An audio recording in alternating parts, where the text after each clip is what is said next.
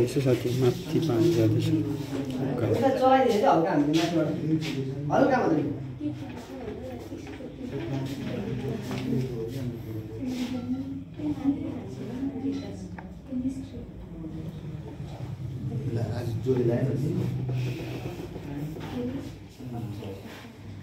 त्यो सबै माथि गइसकेपछि तातेको भन्ने बुझ्नुहुन्छ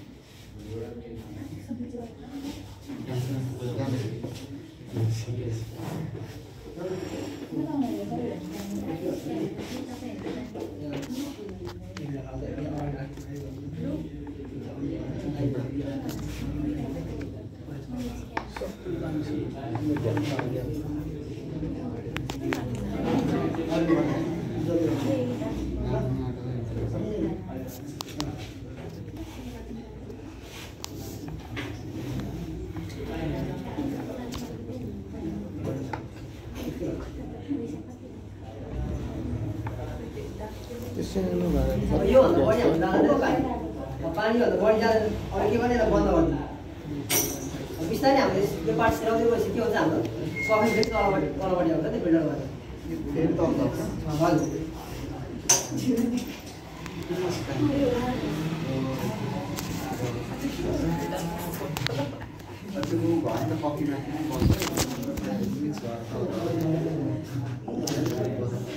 लाग्दै एक्सप्लेन गर्दैछु नि मलाई चाहिँ